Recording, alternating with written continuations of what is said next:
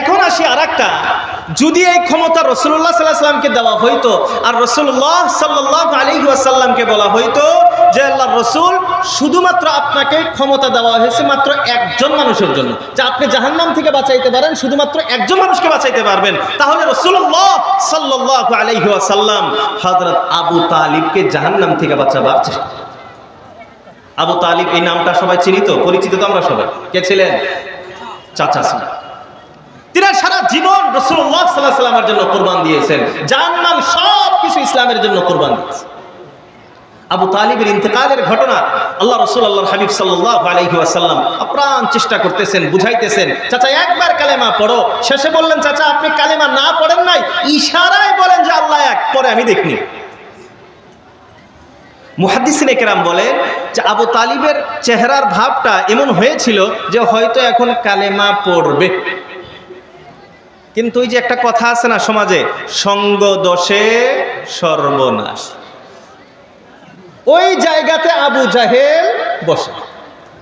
আবু জাহেল ছিল ওই জায়গায়। এখন আবু জাহেল আবু তালিবকে বুঝাইতেছে যে আবু তালিব, তুমি এই শেষ সময় মৃত্যুর আগ মুহূর্তে মৃত্যু সজ্জায় তুমি ভাতিজার কথা শুনবা, ভাতিজার দিন মানবা, বাপ দাদার ধর্ম ছেড়ে দিবা, লোকজন কি বলবে, মানুষ কি বলবে যে আবু তালিব আমাদের ভালো নেতা ছিল না, সে শেষ বয়সে ভাতিজার কথা শুনছে, বাপ দাদার ধর্ম ছেড়ে দিয়েছিল, এই কলঙ্ক নিয়ে তুমি মরতে চাও? আবু তালিব রাসূলুল্লাহকে ডাক দিয়ে বললেন, মুহাম্মদ তুমি সত্য, তোমার ধর্ম সত্য, আল্লাহ সত্য, সব কিছু আমি বিশ্বাস করি, কিন্তু আমি তোমার ধর্ম মানতে পারবো না। বলে কেন? বলে আমি শেষ সময় এই চুনকালি মুখে নিয়ে আমি মরতে পারবো না, কলঙ্কর দাগ নিয়ে আমি মরতে চাই, বেঈমান হয়ে দুনিয়ার থেকে বিদায় হয়ে যায়। মুহতারাম দোস্ত আজিজও, এই ঘটনা থেকে কি বোঝা যায়? আমাদের এলাকায় অনেক জায়গাতে অনেক বেদাত, অনেক গুনাহের কাজ চলে, উলামায়ে কেরাম নিষেধ করেন, উলামায়ে কেরাম মসজিদে মসজিদে বোঝান, কিন্তু বোঝানোর পর আমরা কি বলি? না আমার বাপ দাদা করে আসছে, এটা কি ছাড়া যায়? আছে না সমাজে? নাই এমন বাপদাদার প্রচলিত কিছু বেদাতি কাজ উলামায়ে কেরাম বলেন, তখন আমরা বলি না বাপদাদা করে আসছে। রাসূলুল্লাহ সাল্লাল্লাহু আলাইহি ওয়াসাল্লামের যুগে মক্কার কাফিররা এই একই কথা বলেছিল। তারা মুহাম্মদকে বলেছিল, মুহাম্মদ আমরা আমাদের বাপদাদার ধর্ম ছেড়ে তোমার কথা, তোমার দিন আমরা মানব। আল্লাহ রাব্বুল আলামিন তাদেরকে জবাব দেন, আল্লাহ বলতেছেন, আওয়ালাউ কানা আবাউহুম লা ইয়াকিলুনা শাইআন ওয়া লা হুম ইয়াহতাদুন। আল্লাহ রাব্বুল আলামিন মক্কার কাফিরদেরকে প্রশ্ন করতেছেন, আওয়ালাউ কানা আবাউহুম লা ইয়াকিলুনা শাইআন, যদি তোমাদের বাপ দাদা দ্বীনের কোনো জ্ঞান না রাখে, ওয়ালা হুম ইয়াহতাদুন, আর তারা যদি আল্লাহ রাব্বুল আলামিনের পক্ষ থেকে হেদায়েত প্রাপ্ত না হয়, তাও কি তোমরা তোমার বাপ দাদার কথা মানবে? তোমরা যে বাপ দাদার কথা বলতেছো তাদের ভিতরে কয়জন জ্ঞানী ছিল, তারা কয়জন হেদায়েত প্রাপ্ত ছিল, তোমরা তাদের কথা মানবা? এই আয়াতের ব্যাখ্যায় সমাজকে বোঝানো যায় যে আমরা যে বাপ দাদার কথা বলতেছি, বেদাতগুলো করতেছি, এখন প্রশ্ন হয় যে আমার সেই বাপ দাদাগুলির ভিতরে কয়জন যোগ্য আলিম ছিলেন, কয়জন যোগ্য আলিম ছিলেন যে তাদের কথা আমরা মানব? যদি হিসাব নেওয়া যায় জিরো, তাহলে বোঝা গেল কি আমরা সেই বাপ দাদার তরিকা, সেই প্রচলিত বিদআতগুলি মানা যাবে না। উলামায়ে কেরাম যে কথাগুলি আমাদেরকে বলেন সেগুলি আমাদের মানতে হবে। রাজি আছি আমরা ইনশাআল্লাহ? ভাই উলামায়ে কেরামের কথা শুনতে মানতে রাজি আছি সবাই ইনশাআল্লাহ? ভাই এই যুগে কি নবী রাসূল আছে? আছে নবী রাসূল আছে? এখন নবী রাসূল নাই, এখন আমাদের দুঃখে সুখে আমাদেরকে পথ দেখানোর জন্য উলামায়ে কেরাম রয়েছে। এই জন্য আমরা সব সময় উলামায়ে কেরামদের কথা মেনে চলার চেষ্টা করব ইনশাআল্লাহ। আল্লাহ তৌফিক দান করুক, সবাই বলি আমিন। তো আবু তালিবের ঘটনা বলতেছিলাম, আবু তালিব বেঈমান হয়ে যখন মারা গেল, আল্লাহ রাসূল আল্লাহর হাবিব সাল্লাল্লাহু আলাইহি ওয়াসাল্লাম মনে বড় কষ্ট দুঃখ নিয়ে বসে আছেন যে চাচা আমার জন্য এত কিছু করলো, আমি তাকে কালেমাটা পড়াইতে পারলাম না, তাকে হেদায়েতটা দিতে পারলাম না, তাকে আমি জাহান্নাম থেকে বাঁচাইতে পারলাম না, এটা বড় আফসোস। আল্লাহ রাব্বুল আলামিন ঘটনাটা দেখছেন কি দেখেন না? আল্লাহ রাব্বুল আলামিন হযরতে জিবরাইল আমিন আলাইহিস সালাতু ওয়াস সালামকে রাসূলুল্লাহ সাল্লাল্লাহু আলাইহি ওয়াসাল্লামের নিকটে পাঠিয়ে দিলেন। আয়াত নাযিল করে দিলেন। জিবরাইল আমিন শোনান, ইন্নাকা লা তাহদি মান আহবাবতা ওয়ালাকিন্নাল্লাহা ইয়াহদি মান ইয়াশা। আল্লাহ রাব্বুল আলামিন রাসূলুল্লাহ সাল্লাল্লাহু আলাইহি ওয়াসাল্লামকে বলতেছেন, ইন্নাকা লা তাহদি মান আহবাবতা। ও রাসূল, আপনি যাকে ভালোবাসেন, আপনি যাকে পছন্দ করেন, আপনার পছন্দ আপনার ভালোবাসা অনুযায়ী আপনি কাউকে হেদায়েত দিতে পারেন না, আপনি জাহান্নাম থেকে বাঁচাইতে পারেন না। ওয়ালাকিন্নাল্লাহা ইয়াহদি মান ইয়াশা।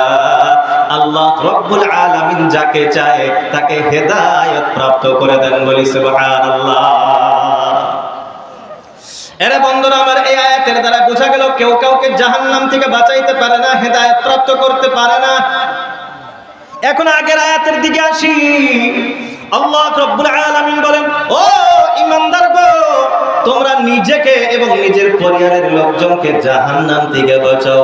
এই আয়াতে বোঝা গেল কেউ কাউকে জাহান্নাম থেকে বাঁচাইতে পারে না। তাহলে আল্লাহ এই আদেশ কেমনে করলে? কোরআনের ভিতরে কি ভুল আছে? কোরআনে ভুল আছে? কোরআনে তো ভুল তো দূরের কথা, যালিকাল কিতাবুল লা রাইবা ফি, ভুল তো দূরের কথা, সন্দেহও নাই। সন্দেহ করার মতো কোনো কিছু নাই। তাহলে ভুল কেমনে থাকতে পারে? তাহলে যে এক আয়াতে আল্লাহ বলতেছেন জাহান্নাম থেকে বাঁচাও, আর এক আয়াতে আল্লাহ বলতেছেন তুমি জাহান্নাম থেকে বাঁচাইতে পারবা না। মুফাসসিরিন ইকরাম ব্যাখ্যা করলেন যে আল্লাহ রাব্বুল আলামিন যে বলতেছেন জাহান্নাম থেকে বাঁচাও, এর অর্থ হলো তুমি জাহান্নাম থেকে বাঁচাবার চেষ্টা করো। এই চেষ্টার হিসাব কিয়ামতের দিন দিতে হবে। আমি নিজেকে জাহান্নাম থেকে বাঁচাবার জন্য কতটুকু চেষ্টা করেছি, আমার পরিবারকে জাহান্নাম থেকে বাঁচাবার জন্য কতটুকু চেষ্টা করেছি, এই চেষ্টার হিসাব আল্লাহ রাব্বুল আলামিনের কাছে দিতে হবে। সন্তানকে জাহান্নাম থেকে বাঁচাবার জন্য আল্লাহ রাসূল আল্লাহর হাবিব সাল্লাল্লাহু আলাইহি ওয়াসাল্লামের একটি হাদিস শুনি। আল্লাহ রাসূল আল্লাহর হাবিব সাল্লাল্লাহু তাআলা আলাইহি ওয়াসাল্লাম ইরশাদ করেন, মুরু সিবিয়ানাকুম বিস-সালাতি ওয়া হুম আবনাউস সাব'i সিনিন ওয়াদরিবুহুম আলাইহি ওয়া হুম আবনাউ 10 সিনিন। আল্লাহ রাসূল আল্লাহর হাবিব বিশ্বনবী সাল্লাল্লাহু তাআলা আলাইহি ওয়াসাল্লাম ইরশাদ করেন, তোমরা তোমার সন্তানকে নামাজের আদেশ করো। কোন সময় তোমরা নামাজের আদেশ করবা?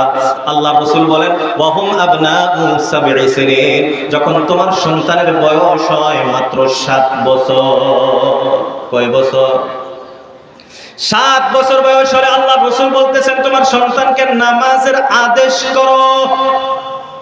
ওয়াদরিবুকুম আলাইহি, আর আল্লাহ রাসূল আল্লাহর হাবিব সাল্লাল্লাহু আলাইহি ওয়াসাল্লাম বলেন, আর নামাজ যদি ছেড়ে দেয়, নামাজ ছাড়ার কারণে তুমি তোমার সন্তানকে মারপিট করো, তাকে ধরে মারো। কোন সময়? ওয়া হুম আবনাউ 10 সিনিন, যখন তোমার সন্তানের বয়স হয় 10 বছর। 7 বছরে আল্লাহ রাসূল বলতেছেন নামাজের আদেশ করো, সাথে নিয়ে নিয়ে মসজিদে যাও, নামাজ পড়াও। 10 বছর হয়ে গেছে, 3 বছর এখনো নামাজের অভ্যাস হয় নাই, 10 বছর এখন তাকে নামাজ ছাড়ার কারণে মারপিট করো। আল্লাহ রাসূল বলতেছেন যে 7 বছর বয়স থেকে সন্তানকে নামাজের কথা বলো, নামাজ পড়ো বাবা, শোনা, বোঝাও। 10 বছর হয়েছে এখনো নামাজ পড়ে না, এখন মারপিট করো। এখন প্রশ্ন হয়, আমরা কতজন গার্জিয়ান আছি, আমরা কয়জন অভিভাবক আছি যে আমার সন্তানকে নামাজ না পড়ার কারণে মারপিট করছি বা ধমক দিছি? স্কুলে যায় নাই, মারপিট করি, হাজারো উদাহরণ আছে। হোমওয়ার্ক করে নাই, 5 বছর 6 বছরের শিশুকে মারপিট করা হয়, হাজারো উদাহরণ আছে। কিন্তু মসজিদে যায় নাই, নামাজ পড়ে নাই, মারপিট করছি, কয়টা উদাহরণ আছে? এখানে আর একটা কথা আছে, আমি কিভাবে আমার সন্তানকে ধমক দিব, আমি কিভাবে আমার সন্তানকে নামাজের জন্য মারপিট করব? আমি নিজেই তো নামাজ পড়ি, কিছুদিন আগে আমার ড্রাইভার একটা ঘটনা বলতেছে, তার 4 বছর 5 বছরের এক মেয়ে মোবাইল চালায়। সকালে তো বলছে, নিষেধ করছে যে মোবাইল হাতে নিও না, উল্টা জবাব দিছে যে তুমি যে মোবাইল চালাও। মেয়ে বাবাকে বলতেছে যে আপনি মোবাইল চালান আর আপনি আমাকে নিষেধ করতেছে। তো মুহতারাম দোস্ত আজিজ, আল্লাহ রাব্বুল আলামিন এই কথাটাই বলছেন, নিজেও বাঁচো, নিজের পরিবারকে বাঁচো। আগে নিজে বাঁচো, আগে নিজে নামাজি হও, তো সন্তান অটোমেটিক নামাজি হবে। তো আমাকে চেষ্টা করতে হবে, নিজে ভালো হইতে হবে, সন্তানকে ভালো বানানোর চেষ্টাটা করতে হবে। চেষ্টাই করলাম না, প্রস্তুত যদি করি, চেষ্টা করি, সবাই বলবেন হ্যাঁ হুজুর আমরা অনেক সবাই চেষ্টা করি, আপ্রাণ চেষ্টা করি। এরে বন্ধুরা আমার, আল্লাহ না করুক, আল্লাহ না করুক, আল্লাহ রব্বুল আলামিনের কাছে হাজারবার পানাহ চেয়ে বলে, আপনার কোন ঘরের ভিতরে, রুমের ভিতরে যদি আগুন লাগে, ওই রুমের ভিতরে, ওই ঘরের ভিতরে যদি আপনার সন্তান ঘুমন্ত অবস্থায় থাকে, আপনি কি বলবেন ঠান্ডার দিন গরম গরম আগুন, আরো কিছু সময় বাবা ঘুমাক, এই কথা বলবেন? নাকি নিজের জানটা বাঁচি লাগে হলেও সন্তানকে বাঁচাবার চেষ্টা করবে? ঘরে আগুন লাগছে তখন কি বলবে যে না আর কিছু সময় আরাম করুক, না আগে বাঁচাবার চেষ্টা করবে? যদি আল্লাহ না করুক ঘরের ভিতরে আগুন লেগে সন্তান মারাও যায়, লাশটাকে হলেও বার করবার জন্য চেষ্টা করবেন, তাতে নিজের জান চলে যায়, যাক অসুবিধা নাই, সন্তানকে বাঁচাইতে হয়। এই চেষ্টাটা আমরা করব কি করব না? তাহলে এখন প্রশ্ন হলো, দুনিয়ার আগুন থেকে, এই পৃথিবীর আগুন থেকে বাঁচাবার যদি এত চেষ্টা হয়, জাহান্নামের আগুন থেকে বাঁচাবার কতটুকু চেষ্টা করছি আমরা নিজে নিজেই হিসাবটা মিলাই। আল্লাহ তো এই কথাটাই বলতেছেন, ইয়া আইয়ুহাল্লাযীনা আমানু, ও ঈমানদারগণ, ও আনফুসাকুম, নিজেকে জাহান্নাম থেকে বাঁচাবার চেষ্টা করো, ওয়া আহলিকুম নারা, আর নিজের পরিবারের লোকজনকেও জাহান্নামের আগুন থেকে বাঁচাবার চেষ্টা করো। তাহলে আমরা চেষ্টা করব তো সবাই ইনশাআল্লাহ? ভাই সবাই চেষ্টা করব তো ইনশাআল্লাহ? আর চেষ্টা কেমন ভাবে হবে? আগে নিজেকে ভালো করার চেষ্টা করি, নিজে আগে ভালো হই, নিজে আগে নামাজি হয়ে যায়। নামাজের কথা থেকে আরেকটা কথা মনে পড়লো, অনেক বন্ধু বান্ধব আছে, মুরব্বীরা আছে, নওজোয়ান ভাইরা আছে, নামাজের কথা বললেই আগে আমরা একটা জবাব দেই, একটা কথা আমরা মানে এটা প্রচলন হয়ে গেছে কথাটার, যে হুজুর আগে ভালো হই তারপরে নামাজ পড়ো, বলে কি বলে না? এটা অনেকের মনের ভিতরে এই ধারণা আছে যে না আগে ভালো হই তারপরে নামাজ ধরবো। আবার অনেকজনে বলে ওই যে নামাজ পড়ে কি হবো, নামাজ পড়ে সুদ খায়, নামাজ পড়ে টিভি দেখে, নামাজ পড়ে অমুক করে, নামাজ পড়ে, বলে কি বলে? অনেকেই বলে এটা বাদ দেও আর নামাজ, এবং নামাজ দরকার নাই, আগে আমি ভালো হব তারপরে নামাজ পড়ব। মুহতারাম দোস্ত আজিজ, এই যে এই বাক্যটা যে আমি আগে ভালো হব তারপর নামাজ ধরবো, এটা এমন একটি বুর্বকী কথা যে আপনি এখন রোগে আক্রান্ত, আপনার এখন বেমার হয়েছে, আপনি বলতেছেন আমি আগে ভালো হব তারপরে ওষুধ খাবো। কোন একজন বিবেকবান, কোন একজন বুদ্ধিমান মানুষ এই কথা বলতে পারে যে না আমি আগে বেমার ভালো হব তারপরে মেডিসিন খাবো? না, বেমার হওয়া অবস্থায় মেডিসিন খাইতে হবে। যখন আমার বেমার হয়েছে, আমি রোগে আক্রান্ত, এখন আমাকে মেডিসিন খাইতে হবে, ভালো হওয়ার পরে কেউ মেডিসিন খায়। আল্লাহ রাব্বুল আলামিন নামাজের ব্যাপারে কি বলতেছে? আল্লাহ বলেন, ইন্নাস সালাতা তানহা আনিল ফাহশাই ওয়াল মুনকার। আল্লাহ রাব্বুল আলামিন বলেন, ইন্নাস সালাহ, অবশ্যই অবশ্যই নামাজ, তানহা বিরত রাখে, বাধা দেয়, কি কাজের থেকে বাধা দেয়, কি বিরত রাখে? আল্লাহ বলেন আনিল ফাহশাই ওয়াল মুনকার, সকল ধরনের নির্লজ্জতা, বেহায়াই আর সকল ধরনের গুনাহ থেকে নামাজ বাধা দেয়। বন্ধুরা আমার, আয়াতের ব্যাখ্যার ভিতরে বোঝা যায় নামাজ হলো এমন মেডিসিন, নামাজ আল্লাহ রাব্বুল আলামিন এমন মেডিসিন বানিয়েছেন, নামাজ আপনি ধরবেন, নামাজ আপনি পড়া আরম্ভ করবেন, এই নামাজ আপনাকে আস্তে আস্তে ভালো বানিয়ে দিবে। বলি সুবহানাল্লাহ। নামাজের গুণ হলো এটা যে নামাজ মানুষকে আস্তে আস্তে আস্তে আস্তে ভালো বানায়। আর আমি বলতেছি আগে ভালো হব তারপরে নামাজ পড়বো, এই জন্য জীবনে ভালো হয় না, জীবনে নামাজও পড়ে। এটাই বাস্তবতা সমাজের। নামাজ পড়ে না, একজনও পড়ে না, কেউ ওই যে আমি আগে ভালো হবো না, তো নামাজ ভালো বানাবো, আমি নামাজই পড়ি না, আমার বেমার ভালো হয় কেমন? তো মুহতারাম দোস্ত আজিজ, নামাজকে ধরতে হবে, নামাজ এটা মূল। আজ আফসোসের ব্যাপার হলো 90% মুসলমান নামাজ পড়ে না, কথা ঠিক না? 90-90 জন মুসলমান নামাজ পড়ে না। আচ্ছা, আর একটা কথা বলি, এই জন্য অনেকেরই প্রশ্ন হয়, এই যে আসামের এনআরসি, আপনাদের বেঙ্গলে বর্তমান SIR, আসামে চলছে SR। এই যে মুসলমানের উপরে হারাশাস্তি চলছে, মুসলমানকে লাঞ্ছিত বঞ্চিত করা হইতেছে, বিভিন্ন ধরনের মুসলমান খালি লাত আর লাত খাইতেছে, ঠিক কিনা? অনেকেরই প্রশ্ন হয় যে আল্লাহ আমাদেরকে সহায় কেন করে না? এই প্রশ্ন হয় কি হয় না ভাই? অনেকেরই প্রশ্ন আছে না এটা, যে মুসলমান এত নির্যাতিত হইতেছে, মুসলমান এত লাঞ্ছিত বঞ্চিত হইতেছে, তো আল্লাহ সহায় কেন করে না? মুহতারাম দোস্ত আজিজ, এর কারণটা বলবো এর কারণ, মুসলমান কেন এত লাঞ্ছিত বঞ্চিত, মুসলমান কেন এত মারপিট হইতেছে, মুসলমান এত লাত খাইতেছে, তার মূল কারণটা এইটা কি শুধুমাত্র আসাম আর বেঙ্গলের অবস্থা? ওই পুরো সর্বভারত, পুরো ভারতের অবস্থা, বাংলাদেশের অবস্থা, পাকিস্তানের অবস্থা, সারা পৃথিবীর মুসলমানের অবস্থা, সব জায়গাতে খালি লাত্তিগুলি খাইতেছে। এর কারণটা কি? এর কারণ আল্লাহ রাব্বুল আলামিন। আচ্ছা, এটা এই আয়াতে যাওয়ার আগে আরেকটা প্রশ্ন আপনাদের কাছে। এই দুনিয়াতে যদি আমরা কেউ সহায় চাই, কারো কাছে সহায়ের জন্য যাই, তো সহায় কি ডাইরেক্ট বললেই হবে সহায় করো, না কিছু নিয়ম নীতি আইন কানুন কিছু আছে? নীতি নিয়ম আছে না কিছু, না চাইলেই পাওয়া যায়? একটা এমএলএ যে আজকে আমাদের এখানে এমপি সাহেব এসেছিলেন, এমপি সাহেবকে বললাম আর কিছু করে দিব, না কিছু দরখাস্ত অ্যাপ্লিকেশন দিতে হবে, সাইল হবে, এই এসপি ডিসির কাছে যাবে, বিভিন্ন পন্থা আছে না নাই, বা নীতি নিয়ম আছে না নাই? দুনিয়াতে সহায়ের জন্য যদি এত কিছু নিয়ম নীতি থাকতে পারে, তো আল্লাহর কাছে আমরা সহায় চাবো, কিছু নীতি নিয়ম নাই? অবশ্যই আছে। সে নীতি নিয়ম কি? আল্লাহ রাব্বুল আলামিন বলতেছেন যে আমার কাছে তোমরা কেমনে সহায় চাইবা, আমার সহায় তোমরা কেমনে পাইবা, আল্লাহ রাব্বুল আলামিন বলতেছেন, ইয়া আইয়ুহাল্লাযীনা আমানু ইসতাঈনু বিস-সাবরি ওয়াস-সালাহ। আল্লাহ রাব্বুল আলামিন আমাকে আপনাকে ডেকে ডেকে বলতেছেন, ইসতাঈনু, ও ইমানদারগণ, তোমরা আমি রব্বুল আলামিনের কাছে সহায় চাও, আমার কাছে সহায় প্রাপ্ত হও। কেমনে হইবা? আল্লাহ বলেন দুইটা মাধ্যমে আমার কাছে সহায় চাও। এক নাম্বার বিস-সাবরি, ধৈর্যের মাধ্যমে আমি আল্লাহ রব্বুল আলামিনের কাছে সহায় চাও। দ্বিতীয় নাম্বার আল্লাহ বলেন ওয়াস-সালাহ, নামাজের মাধ্যমে আমার কাছে সহায় চাও। আল্লাহ বলতেছেন ধৈর্য এবং নামাজ, এই দুইটা দিয়ে আমার কাছে সহায় চাও। মুসলমানের ধৈর্যও নাই, নামাজ আছে, নামাজও নাই, তো আল্লাহ সহায়তা করে কেমনে? পৃথিবীর প্রান্তে প্রান্তে আপনি চলে যান, মুসলমান নামাজ পড়ে। যে এলাকাতে গিয়ে দেখবেন যে 1000 মানুষ মসজিদে, তাহলে মনে করবেন 1 লাখ বাহিরে আছে। কেমনে সহায় করে? আজকের অবস্থা দেখেন না, এই জায়গাতে দিনী কাজ, এত টাকা পয়সা, কয়েক লক্ষ টাকা খরচ, 17-18টা গরু খাওয়ার ওই জায়গাতে। আমি তো নিজেই দেখলাম, মাঝে মাঝে আপনার ওই খিড়কি দিয়ে মাঝে মাঝে লক্ষ্য করলাম কতজন খায়।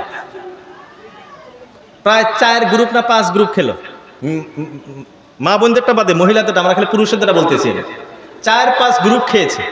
ওই সব লোক যদি এখানে আসতো, এরকম প্যান্ডেল আরো 4টে লাগতো কি লাগতো না? খাইছে আর বাচ্চা। তো চিন্তা করেন, আল্লাহর মার পড়বে কি পড়বে? এখন আমি আপনি তো আর মারতে পারি না, আমি আপনি তো আর কিছু করতে পারি না, তো আল্লাহ করে। এই জন্য আজ মুসলমানের অবস্থা যে মুসলমান সব জায়গায় লাঞ্ছিত বঞ্চিত হইতেছে। কারণ কি? মুসলমান নামাজ পড়ে। এই জন্য মুহতারাম দোস্ত আজিজ, আমার নামাজি হইতে হবে, মসজিদ মুখে আমাকে আপনাকে হইতে হবে। একটা সুন্দর হাদিস মনে পড়ে গেল, আপনাদের শোনাই। পৃথিবীর একটা মাসআলা হলো, দুনিয়াতে আপনি কোনো মানুষকে ডাইরেক্টলি ইমানদারও বলতে পারবেন না, সাক্ষী দিতে পারবেন না, আবার কাউকে কাফির হওয়ারও সাক্ষী দিতে পারবেন না।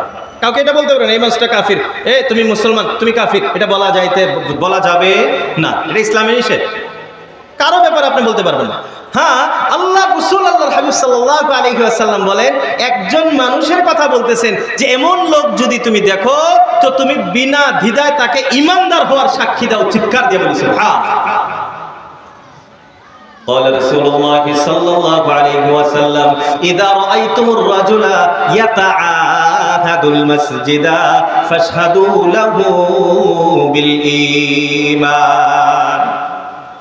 আল্লাহ রাসূল আল্লাহর হাবিব বিশ্বনবী সাল্লাল্লাহু তাআলা আলাইহি ওয়াসাল্লাম ইরশাদ করেন, ইদা রাআইতুমুর রাজুলা, যখন তোমরা কোনো মানুষকে দেখবা, যখন তুমি কোনো মানুষকে দেখবা, ইয়াতাআহাদুল মসজিদা, যারা মসজিদের সাথে ওয়াদাবদ্ধ হয়েছে, যখন তুমি এমন কোনো মানুষকে দেখবা শুধুমাত্র মসজিদ আর বাড়ি, মসজিদ মসজিদ করা, অন্য কিছু বোঝে না, এমন লোক আছে না নাই সমাজে? ওই সমাজে এমন লোক আছে না নাই? কিছু মানুষ আছে দেখবেন বাস বাড়ি মসজিদ, মুরব্বী আছে, নজওয়ানের ভিতরে কম মুরব্বী মানুষ দেখবেন বাস সারাদিন মসজিদে মসজিদে মসজিদে থাকে, আছে না নাই ভাই? আছে না নাই? এলাকায় বহুত কম সংখ্যক, একজন দুইজন করে পাওয়া যায়, কিন্তু এমন লোক সমাজে সবাই বলেন না আছে, কম হলেও আছে।